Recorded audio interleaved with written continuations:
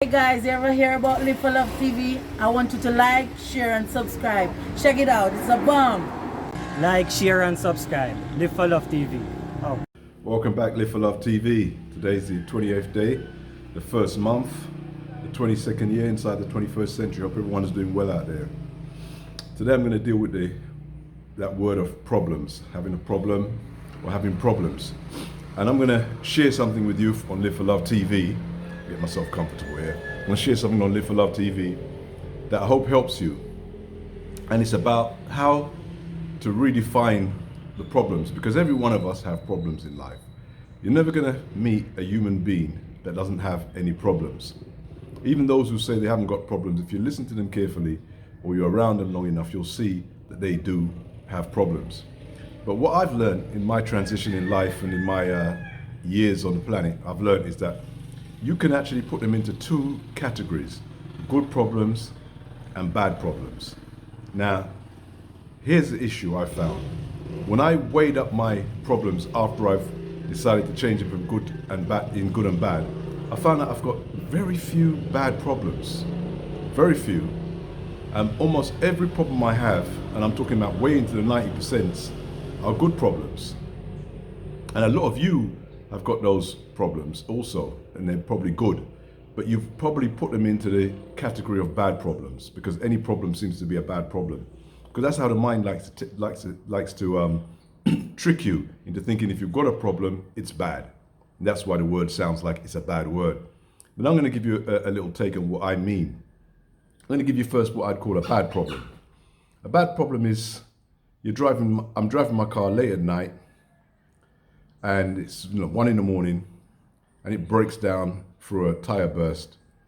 I go into the trunk and I haven't got a spare tire. Dear.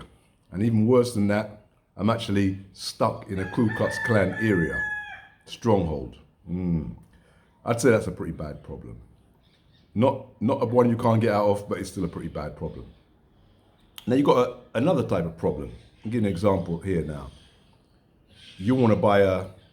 You need to get a new car. Your car's broken down, and you've chosen a car in your mind, and you decide this is what I'm going to get. And you've gone to every dealership you can find. You've gone online, you've gone everywhere, and you just can't get the car. And then eventually you find there's a car there. You get there, the man says you're too late, someone's bought it this morning, and they're not sure when they're going to get a new car. Now that's a good problem, because first you have the money. You have the money. Think about it. You have the money for the car and you're ready to buy, but the car is not available. But in your mind, you'll see it as a problem. And most people say, oh, they're angry, can't get the car when we want. And yeah, you'll be angry for a second or two until you reprioritize that as a good problem. And most of us have good problems. Most of us are in all kind of positions. Maybe, let's give an example. You may need some false teeth. You've got some dentures or something like that. You go to your dentist, he says he can't do it for 2 weeks. So you're gonna have to walk around for a while, with a few teeth that you can't replace. You got the money again. It's gonna take you 2 weeks. You think that's a major problem, because that's how the mind thinks. But it's a good problem when you go somewhere where you see half the people in that environment can't afford any false teeth, and they're completely almost down to the gums. Yeah, when you see that, you start to reprioritize that this is not exactly a bad problem. And this is why I say, when you Live for Love and Live for Love TV, we try to make you look at life a little bit different, because it's your perspective that changes your happiness.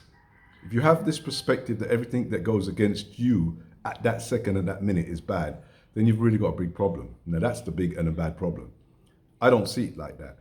As Bob Marley rightfully said, when one door is closed, many more are open. But before you get to the many more open, you can't be banging on the door that's closed and trying to kick it down, and burst it open and wasting your time hitting your head against that door. That would be bad. But when you already know that door is closed, in order for many more to be open somewhere down the line, you humble yourself and you say, okay, maybe this is a good problem. This is not really a bad problem. Other doors are going to be open. And this is why Bob was probably different to a lot of us, in that way, that he was able to always see opportunities where other people saw obstacles. He was able to see opportunities and do things that nobody's had done in his environment, in the reggae world, in the environment he came from. Nobody had done what he had done. And that's what I'm hoping for you in Live for Love TV, that you do things that maybe nobody in your circle has ever done. Maybe there's no one to turn to and say, how do I do this? But you decide to do it anyway because you're adventurous and because you know most problems are good problems. Anyway, take care. See you soon. Live for Love TV.